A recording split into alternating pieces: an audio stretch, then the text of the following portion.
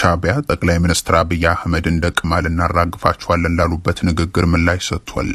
በሌላ በኩል ከቀናት በፊት ለብልጽግና እጅ የሰጡትና የሰላም ስምምነትን ፈረሙ የተባሉት የፋኖ አመራሩ ማስረሻ ሰጤ ጋር በተገናኘም የአስመራው መንግስት ማብራሪያን አቅርቧል። በኢትዮጵያ የውስጥ ጉዳዮች ላይ መናገራቸውን የቀጠሉት የፕሬዝዳንት ኢሳያስ አፈወርቂ ሹማምንት ከሰሞኑኛ ሁለት የብልጽግና ትላልቅ ሁነቶች ጋር በተያዘም እንዲሁ ማብራሪያቸውን ይዘው ወጥቷል። ቀዳሚው ጉዳይ ጠቅላይ ሚኒስትር አብይ አህመድ የህወሓት ህገ መንግስት ነው እያሉ የሚገልጹትን የህገ መንግስቱን ቀን ለማክበር ተገኝተው ሰውን እንደቅማል ሊያራግፉ ጠላቶች ያሏቸው አካላት ላይ ያሰሙት ዛቻ ነው። የኢትዮጵያን ጠላቶች እንደ ጸጉር ቅማል አንድ በአንድ እናራግፋለን። እኛ የኮሎኔል በዛብህ ልጆች አንሸማቀቅም። ይህን ንግግራቸውን ተከትሎ ምላሽ የሰጠው ሻቢያ በቃል አቀባዩ በኩል እየመጣ ያለውና ተጽፎ የሚገኘው ነገር ግልጽ ነው፣ ብልጽግና ነገሮች ከአቅሙ በላይ ሆነው የመጨረሻው ደረጃ ላይ መድረሱን ያሳያል ሲል ገልጿል። የኢሳያስ መንግስት ቃል አቀባይ ከዛ ውጭም እንደ ቅማል እናራግፋቸዋለን የሚለውን ንግግር ምን ሊገልጸው ይችላል ሲሉ አንስተው ይህ ፍጹም አጸያፊና እንደ ስህተትም ሊታለፍ የሚችል አልነበረም፣ ግን የብልጽግና ትልቁ መገለጫም ይኸው ነው ብለዋል። ሌላኛው ምላሽ ለመስጠት የወጡት ደግሞ ባለፈው ዓመት የኢሳያስ ምክትል ሆነው እየሰሩ እንደነበር ሲነገርላቸው የቆዩት በተባበሩት መንግስታት ድርጅት የኤርትራ ተወካይ ሶፊያ ተስፋ ማርያም ናቸው። ሻቢያ በኒሹሙ በኩል ያሰራጨው ማብራሪያ ደግሞ ማጠቃለያው ብልጽግና በህልም እየኖረ በእውን እየፈረሰ ያለ ነው የሚል ነው። የአብይ አህመድ ንግግር በኢትዮጵያ የፖለቲካ ሁኔታው እንዴት እንደወደቀ የሚያሳይ ነው። ዜጎችን ከቅማል ጋር ማነጻጸር ሰብአዊነትን ማዋረድ ነው። የብልጽግና ፖለቲካ ዜጎችን እንደተባይ የሚቆጥር ፖለቲካ ነው ሲልም ያክላል ሀተታው። ከሻቢያ በኩል ሌላኛው ምላሽ የተሰጠበት ጉዳይ ደግሞ የፋኖ አመራሩ ማስረሻ ሰጤን የተመለከተ ነው። እኒህ ሰው እጅ ከሰጡ በኋላ የሰላም ስምምነት ፈረሙ በተባለበት ዕለት ለብልጽግናው ልሳናት መግለጫ ሲሰጡ ግብጽ ሻቢያን ፈጠረም፣ ሻቢያ ህወሓትን ፈጠረም፣ ህወሓት ደግሞ ሌሎች የኢትዮጵያ ታጣቂዎችን ፈጠረ የሚል ንግግር ሲያደርጉ ተሰምተው ነበር። ከዛም እጅ የሰጡት ለአሰብም ሊሞቱ እንደሆነ መግለጻቸውም አይዘነጋም። በግብጽና በሻቢያ ዋና አዘጋጅነት አገራችንን የትርምስ ቀጠና ክልሉንም ከግጭት አዙሪት እንዳይወጣ የማድረግ ፍላጎት አለ። የአሰብ ጉዳይ፣ የወደብ ጉዳይ በጋራ የምንታገልለትና የምንሞትለት አጀንዳ መሆኑን በዚህ አጋጣሚ ማስገንዘብ ፈልጋለሁ። ሻቢያ የሰጠው ምላሽ በአመዛኙ የብልጽግና አርቲፊሻል ሰላም ፍለጋ የሚል ነው። የብልጽግና ፓርቲ ከሰሞኑ እንደ ትልቅ ስኬት የሚናገረው ይህ የሰላም ስምምነት እየተባለ የሚጠራው ጉዳይ እውነትን ማናቅ ነው ይላል የሶፊያ ተስፋ ማርያም ገለጻ። ሀቁ አንድ ራሱን ብቻ የሚወክል ግለሰብ ጋር የሰላም ስምምነት ደረስኩ ማለቱ ነው ሲልም ያክላል። ከሰፊው የአማራ ማህበረሰብ ወይንም የፋኖ ኃይሎች ጋር ምንም አይነት ስልጣን ውክልና ምክክርም አልነበረም። ብልጽግና ግን የማስረሻን ውሳኔ የብሔራዊ አጀንዳ አድርጎ የግለሰቡን እጅ መስጠትም የሾች ፍላጎት አስመስሎ እያቀረበ ነው እያለም ይቀጥላል ሻቢያ። ይህ እርቅ አይደለም፣ የፖለቲካ ቲያትር ነው። ይህ ቲያትር ደግሞ እጅ አልሰጡኝም የሚሏቸው ተዋጊዎችን ለመወንጀል፣ ማህበረሰባቸውን ለማዋረድ፣ ጸረ ሰላም ብሎ ለመፈረጅም በፕሮፓጋንዳነት የሚጠቀምበት ነው ሲልም የሻቢያው አገዛዝ አብራርቷል። በኢትዮጵያ ያለውን መዋቅራዊ መናጋት ለመሸፈን እንዲህ ያሉ ምዕናባዊ ተግባራትን ማድረግ የብልጽግና መገለጫ ነው። አገዛዙን በህልም እየኖረ በእውን ግን እየፈረሰ ነው ሲልም የራሱን ጉዳይ ትቶ በኢትዮጵያ የውስጥ ጉዳይ ላይ ማብራሪያ ለማቅረብ የሞከረው ሻቢያ ገልጿል።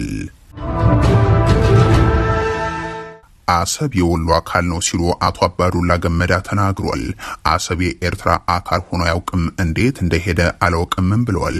የብልጽግናውና በብልጽግና ዙሪያ ያሉ ሰዎች ዛቻ ቀጥሎ አባዱላም ይጠፋሉ ሲሉ ዝተዋል። የቀድሞ የኦህዴድ ሊቀመንበርና የህዝብ ተወካዮች ምክር ቤት አፈ ጉባኤ እንዲሁም አማካሪ የሆኑት ሰው የብልጽግናውን አገዛዝ ሊያወድሱ የአሰብን ዘመቻም ሊያነሳሱ ተከስተዋል። እኒህ የኦህዴድ ብልጽግና ሰው አሰብ የኤርትራ አካል አልነበረም፣ አሰብ የወሎ አካል ነው፣ እንዴት አድርጎ ነው የነገሩ የተቀለበሰው ለራስ የማይገባኝም ሲሉም ተደምጠዋል።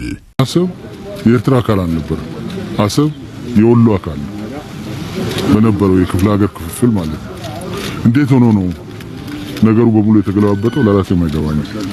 ይሄ የሆነበት ዋና ምክንያት ሁሉም አጀንዳውን ተጠቅሞ ቺን ሀገር ለድህነትና ለእርስ በርስ ሁከት ዳርጓት እንዲቀጥል ስለሚፈልግ ብቻ ነው።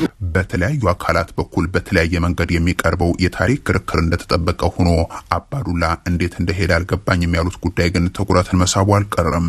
አቶ አባዱላ ገመዳ ከሻቢያ ምርኮኞች አንዱ መሆናቸው የሚታወቅ ሲሆን ሻቢያ የኤርትራን ትግል ከኢትዮጵያ የጸረ ቅኝ ግዛት ትግል ነው የሚለውን እንቅስቃሴ አምነውበት ኦህዴድ ውስጥ የታገሉ ሰውም ናቸው። አሁን አሰብ እንዴት እንደሄደ አላውቅም ሲሉ ቢደመጡም አቶ አባዱላ በኢትዮ ኤርትራ ጦርነት ወቅትም በሜጀር ጀነራል ማዕረግ የምድር ጦር አዛዥ ሆነው ዘምተውም ስለ ኢትዮጵያ ሰራዊት ጦርነቱን በድል ማጠናቀቅ የሚመሰክሩ ነበሩ። የጦርነቱ በድል መጠናቀቅ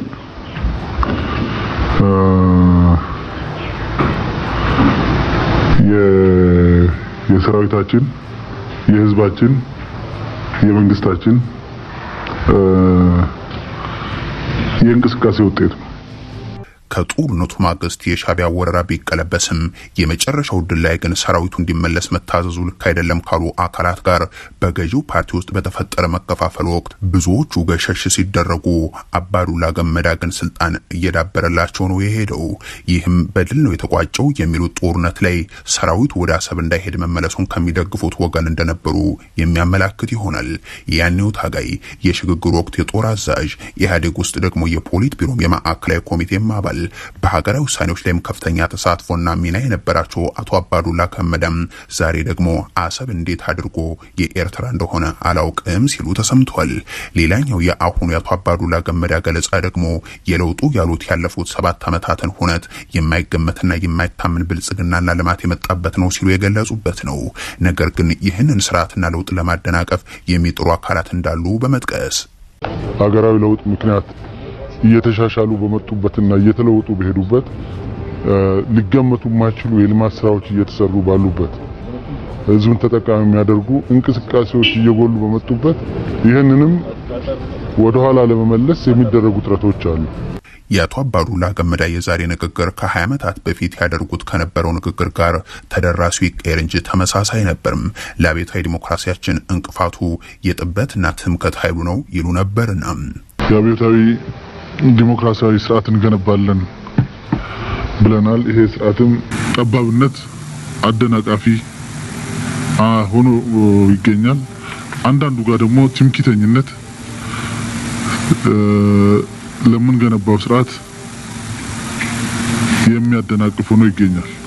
ዛሬ ላይ ደግሞ ብልጽግና ጽንፈኛና አሸባሪ እያለም የሀገሪቱን ወጣቶችንም ፈርጆ ሀገሩን የጦር ሜዳ ከማድረጉን ባሻገር ሌላ ጦርነትን ከቀድሞ የጥፋት አጋሩ ሻቢያ ጋር ለመክፈት እየተንደረደረ ነው የሚለው ስጋት እንደቀጠለ ነው።